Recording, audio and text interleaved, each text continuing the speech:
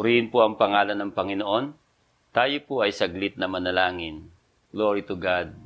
Dakilang Diyos na mapagbiyaya, kami po ay nagpapasalamat sapagkat ang mga banal mong salita ay nilayon mo upang makarating sa bawat isa sa amin. Sapagkat ito ang naglalaman ng iyong pag-ibig, ng iyong pagpapahalaga sa aming lahat. Maraming salamat po. At sa mga pagkakataong ito, ikaw po ang magpala sa bawat isa sa amin, lalo na po sa mga taga-subaybay ng programang ito. Sila po ay yung pagpalain at ang iyong mga banal na salita, dakilang Diyos, ay maging kaaliwan at inspirasyon nila tungo sa buhay na mas malapit sa iyo. Maraming salamat.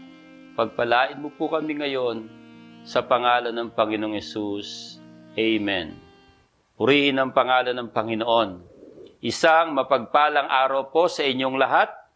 Ako ang inyong kaibigan, Presbyter Dante Abainsa, na makakasama nyo ngayon sa pagbubulay ng salita ng Diyos dito sa programang The Gospel of Salvation. Glory to God. Tinatawag natin ng buwan ng February na Love Month. Marami ngayong nagbibigay ng chocolates, flowers sa kanilang minamahal. Maraming nagsasabing, I love you, mahal kita. Sa iba't ibang lengguwahe, sinasalita ang mga salitang ito. Minsan din sa ating panahon, bagamat ito ay Love Month, marami rin na malungkot, mga bigo sa pag-ibig na sana ay kanilang inaasahan. Ngunit mga kaibigan, may nagmamahal sa atin ng wagas na pagmamahal. Mula pa noon na tayo ay isilang, ngayon at hanggang sa darating na panahon. Hindi natin gaanong napapansin sa buhay natin, pero siya ang nagbibigay ng ating buhay, siyang nagbibigay sa atin ng lakas, nag-iingat sa atin sa araw-araw, siya ang naglalaan sa atin ng mga mabubuting bagay.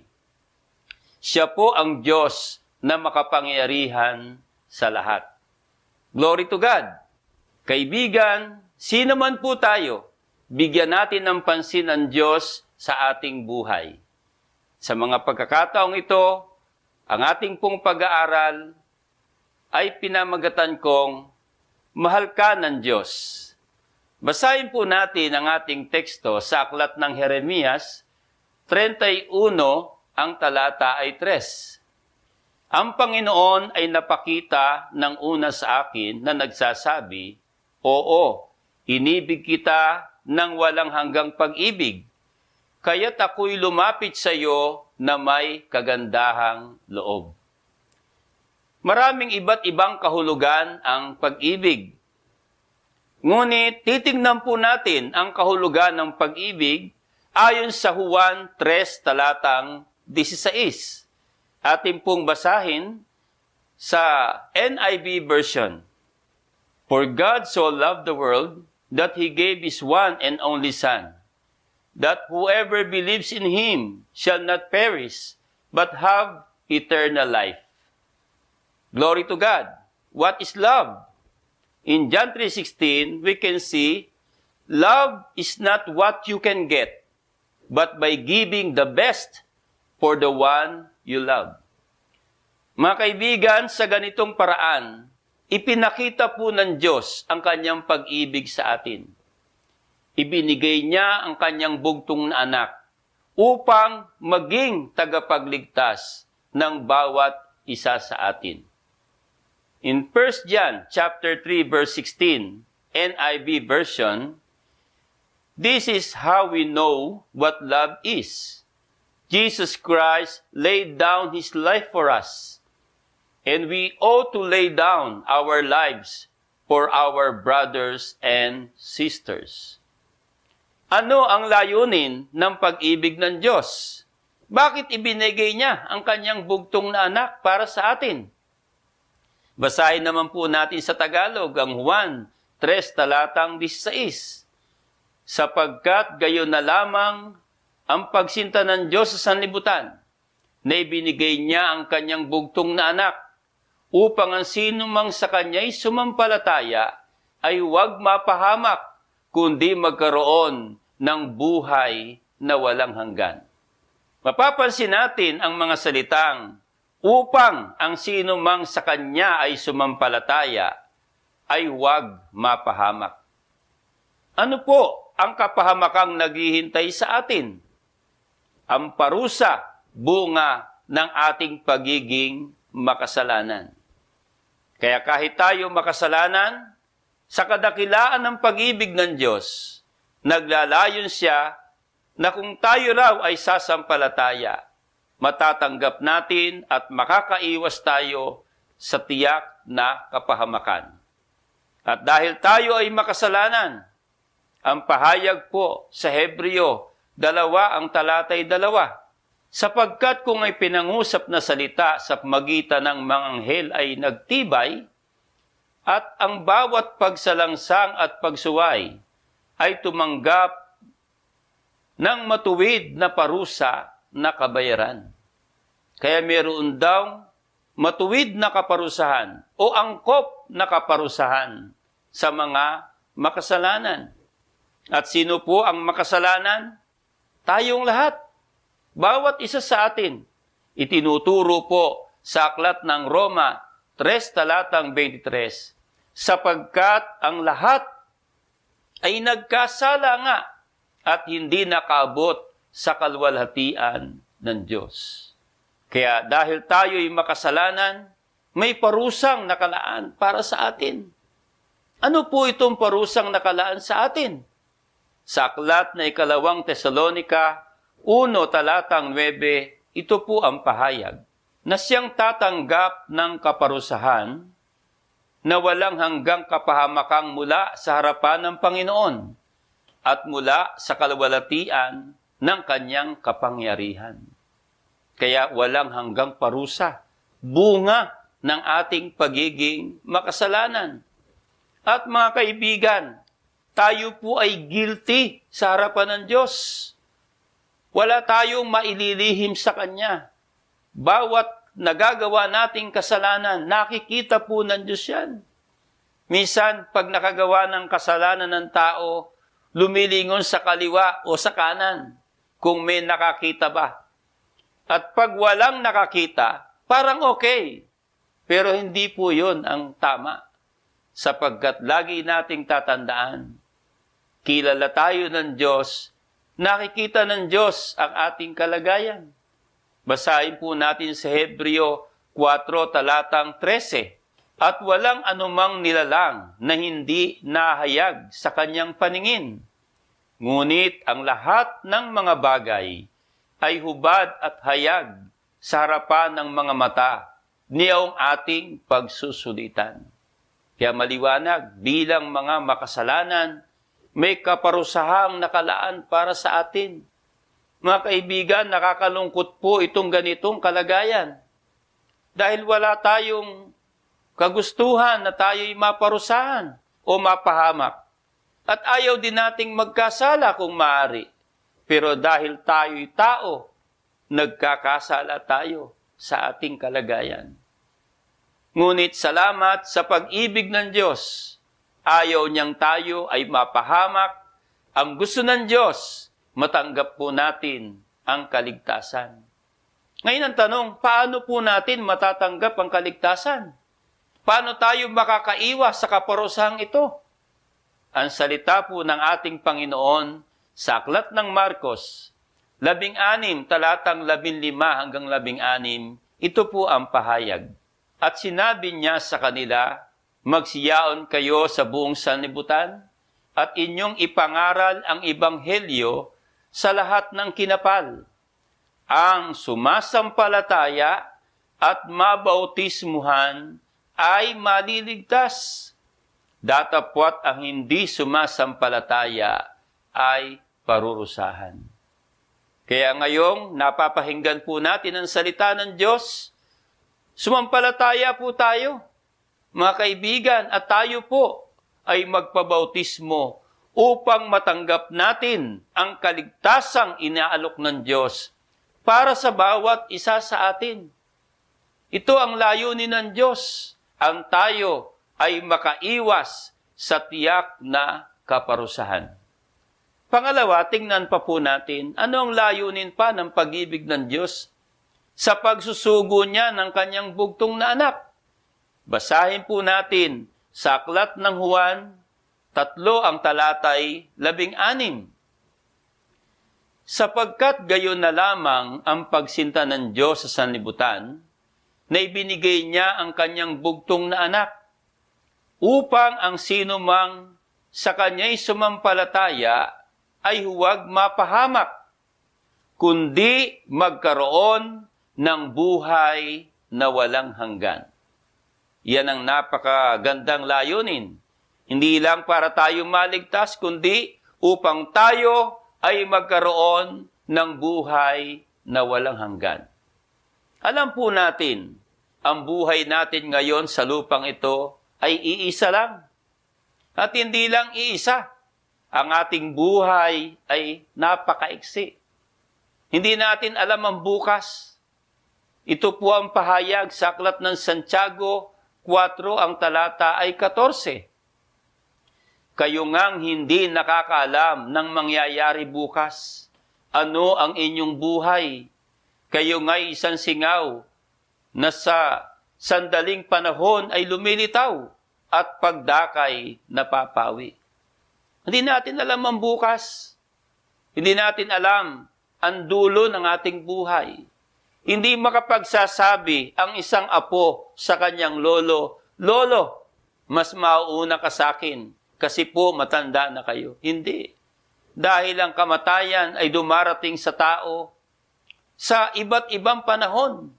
Merong bata pa, merong may edad na, merong may sakit, merong walang sakit.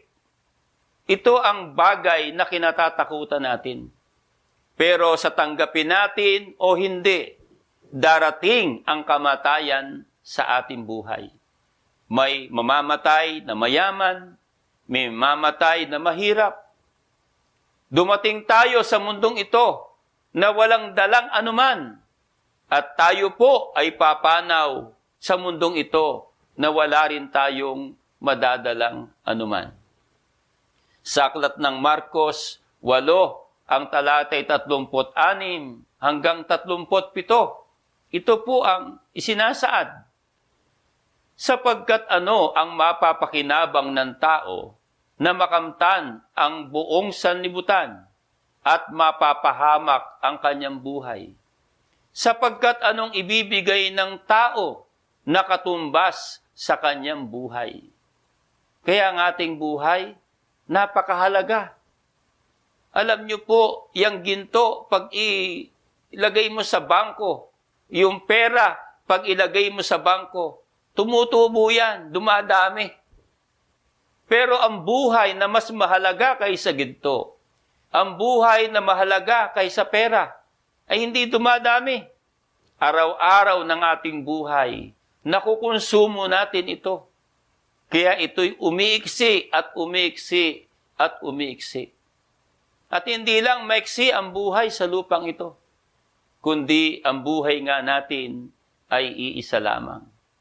Kaya ano ang gusto ng Panginoon? Dahil mahal niya tayo, ang ibig ng Diyos, tayo po ay magkaroon ng buhay na walang hanggan.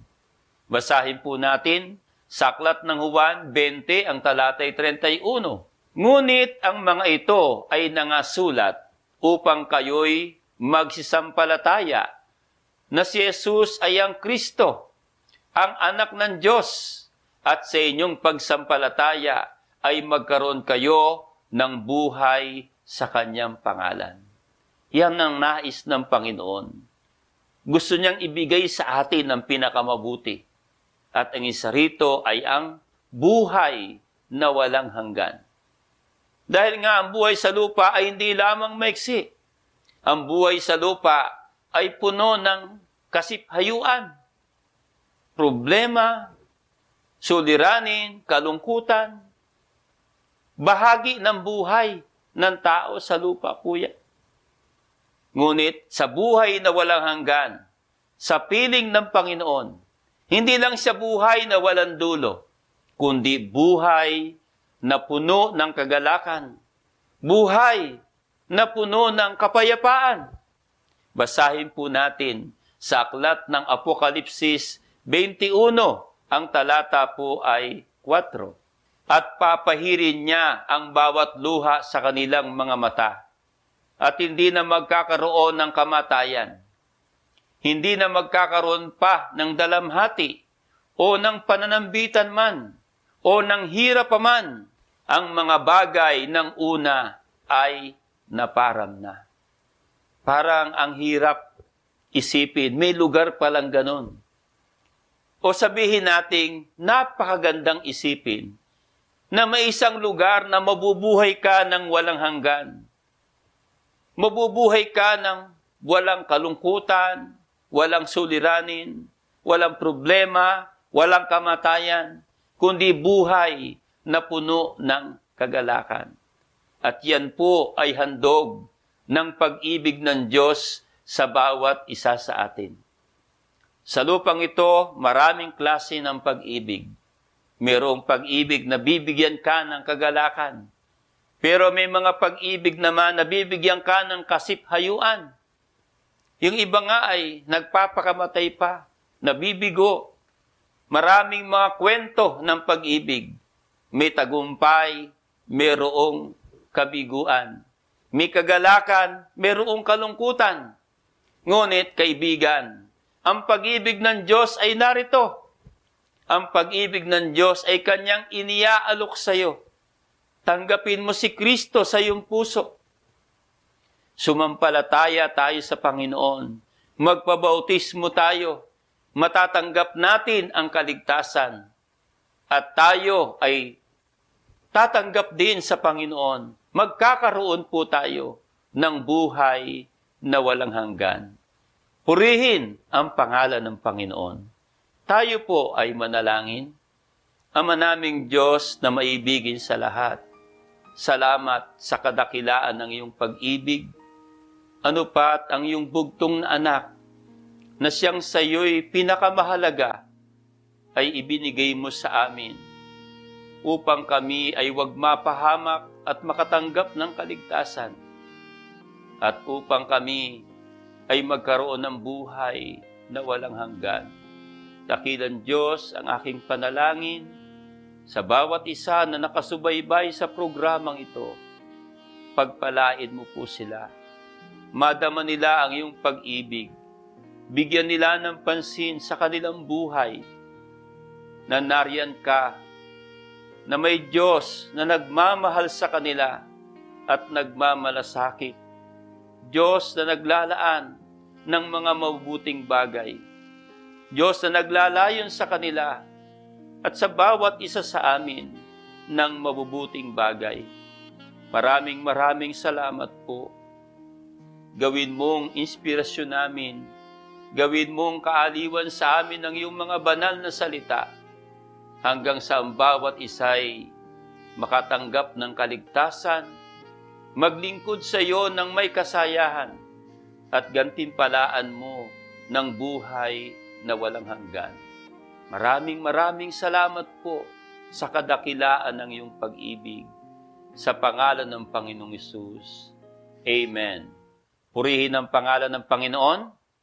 Mga kaibigan, atin pong itutuloy yung ikalawang bahagi ng pag-aaral na ito na mahal tayo ng Diyos sa darating at sa susunod na episode ng The Gospel of Salvation.